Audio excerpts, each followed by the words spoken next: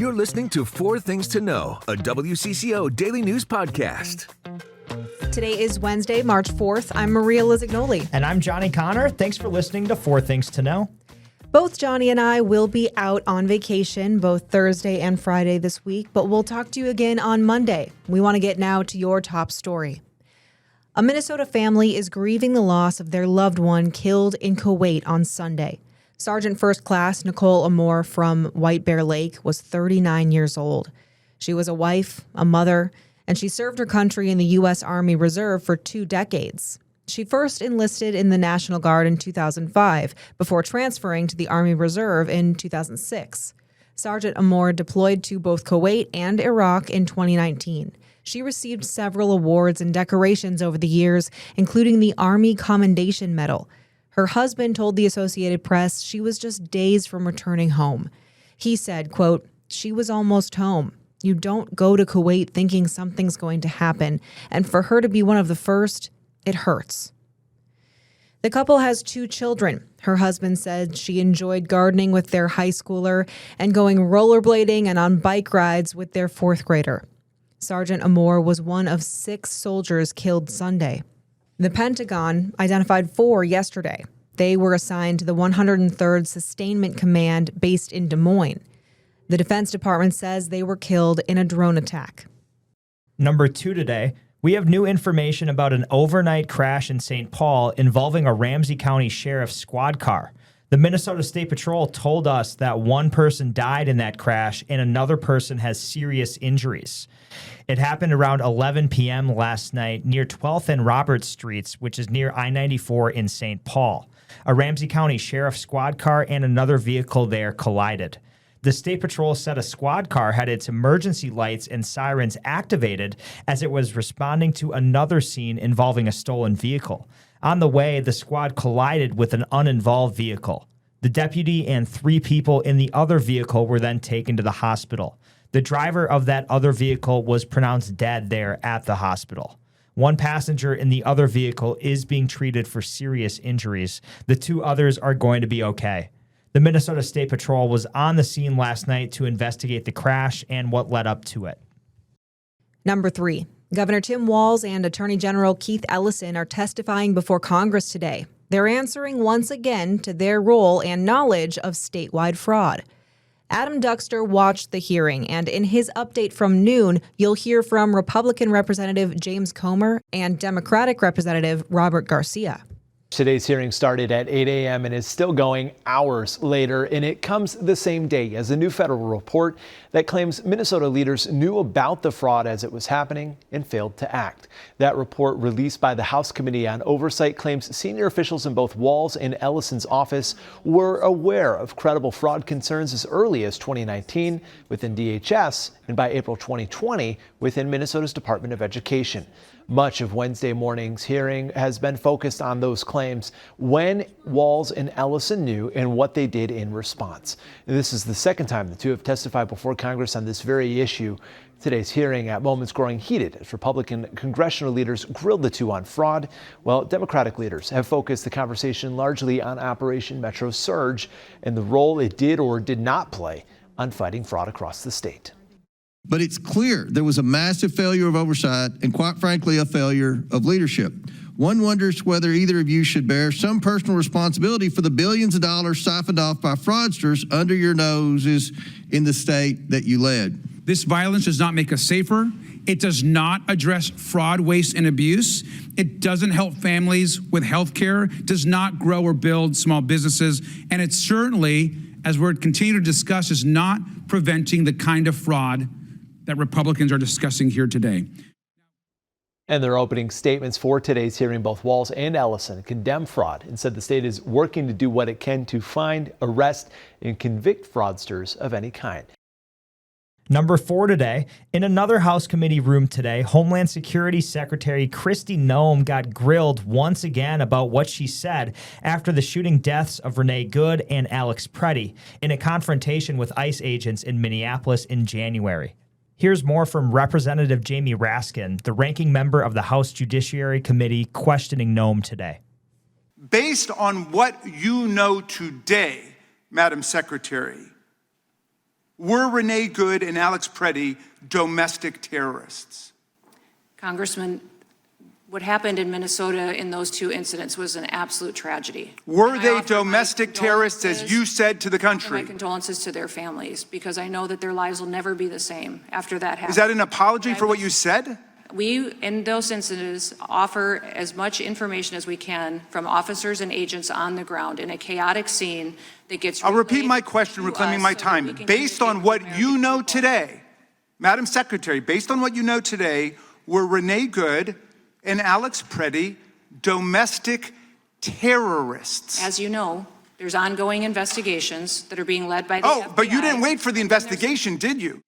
This hearing comes after yesterday, where Noem faced questions in the Senate Judiciary Committee. Those are your 4 things to know today. Now let's check in on our forecast. Hi, next weather meteorologist Lisa Meadows. Here's your forecast heading into tonight. Some fog returns as we head into the overnight. Temp down to 37. Tomorrow, partly cloudy skies with a high of 54. And now, here's more to know. We now know some of the cost of Operation Metro Surge on the Minneapolis Police Department. The chief is expected to present the report to city leaders today, and we will have an update in our later newscasts and online. Here's a breakdown of the cost in terms of dollars and strain on officers. A new report shows 600 Minneapolis officers handled more than 50,000 calls in December, January, and February. It says MPD had to extend more than 500 shifts. The report also says 9 officers were hurt, and it shows 14 cases of PTSD. 8 officers retired during the surge. And from January 7th to February 1st, the department says it spent about $5.2 million. Happening today, a delegation from the University of Minnesota Law School is presenting in front of the United Nations Human Rights Council in Switzerland. This delegation comes from the U of M Law School's Human Rights Center. They're focusing on the federal immigration enforcement operations seen during Operation Metro Surge. Members will present research, analysis, and firsthand accounts of the federal operations. According to the law school, today's public briefing aims to raise awareness, exchange perspectives, and explore opportunities for collaboration between local and international human rights law and policy. And also happening today, leaders in business, education, and workforce will gather for the annual Workforce Summit.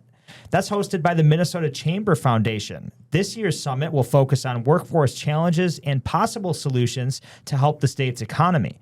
Planned speakers include several higher education leaders, including the University of Minnesota president.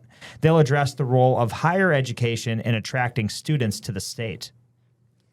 We're learning Google is behind the proposed data center near Duluth. That's according to an announcement from Minnesota Power leaders Tuesday. The new data center in Hermantown would operate under the existing rate structure in Minnesota state law. Now that ensures existing customers do not pay the costs associated with powering the data center. Google released a statement saying in part, quote, "Our goal is to be a long-term partner that strengthens the local economy and contributes to the community's lasting success."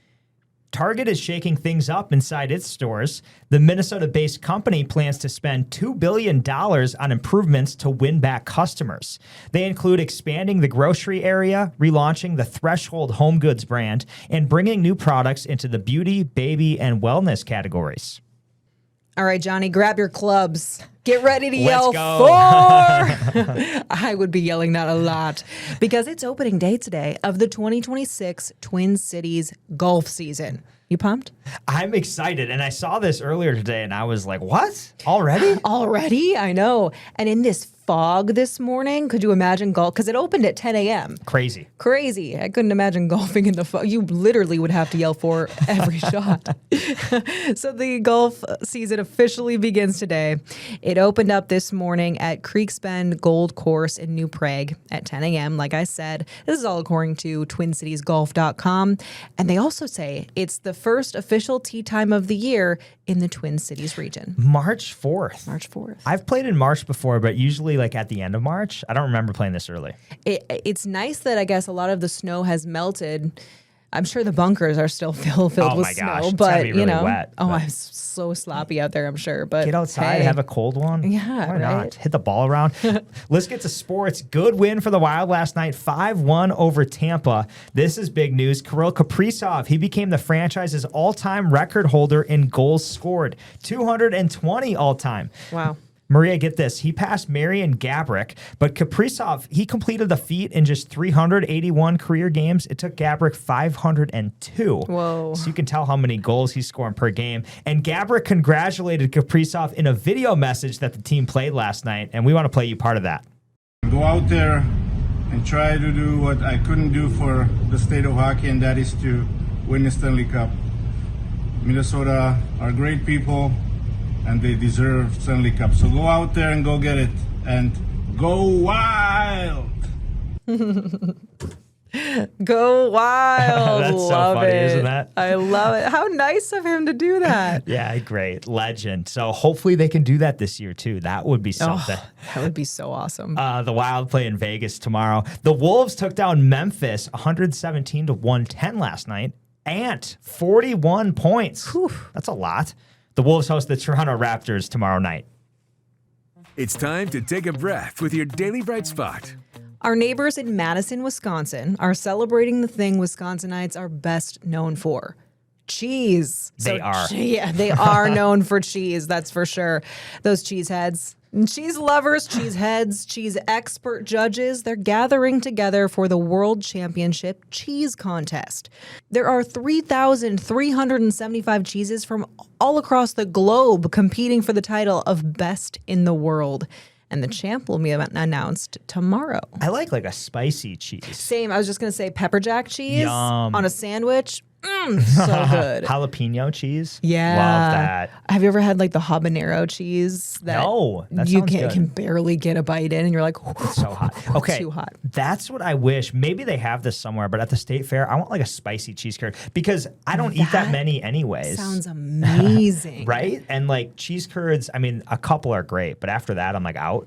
Because there's you will eat the whole bucket. I'll eat the whole bucket. Are you joking? Maria's oh looking my at me God. like I'm crazy. Like rolling my eyes over here, like, But cheese they're curds so are rich. so good. So give me the spice. Yeah. You know? Yeah, that's a great idea though. Sounds so All good. right, you got to open a booth. You got to open a booth.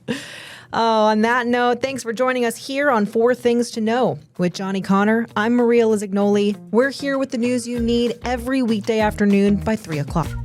I'm Maria Lizignoli, and this podcast comes to you from the WCCO podcast studio. I'm Johnny Connor, and this is where you'll find the latest news of the day with us on 4 Things to Know. I'm Mariel Mose, and I bring you the stories behind the female athletes redefining the game on Women in Sports. I'm Adam Duxter. Join me for a deep dive into faith and what it means to Minnesotans around the state on Bigger Than Belief. Stay in the know on the go with the WCCO podcast studio. Go to WCCO.com/podcasts.